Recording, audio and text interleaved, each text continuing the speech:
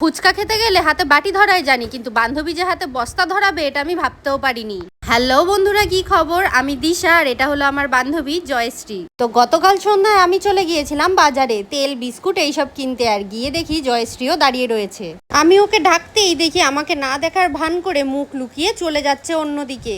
আর আমিও ঠিক করে নিলাম এর পিছন পিছন গিয়ে দেখবো এ কি করে। আমি যখন আমার সাথে বাজারে আসার কথা বলেছিলাম তখনও আমাকে মানা করে দিয়েছিল, আর এখন এখানে দাঁড়িয়ে আছে। এই তুই এখানে কি করছিস? আমাকে যে বললি তুই আসবি না, হ্যাঁ? আরে তখন বৃষ্টি পড়ছিল বলে বলেছি। ঢং করছে, বৃষ্টি পড়ছিল না ছাই, আমাকে সাথে নিয়ে যাবে না বলে এরকমটা করেছে। যাক, দেখা হয়েছে ভালোই হয়েছে। ওর থেকে 10 টাকা নিয়ে আমি এখান থেকে একটা পান কিনে খাবো। আমাকে 10 টাকার পান খাইয়ে ও যে 100 টাকার কাজ করিয়ে নেবে সেটা আমি বুঝতেই পারিনি।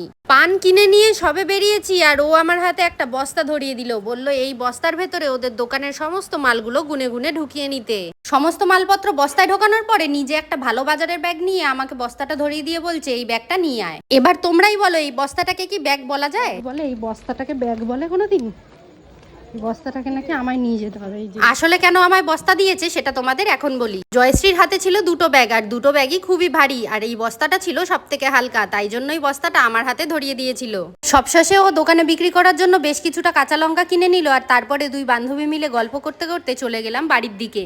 বন্ধুরা, এখনের জন্য এই পর্যন্তই। দেখা হচ্ছে তোমাদের সাথে নেক্সট ভিডিওতে। টাটা।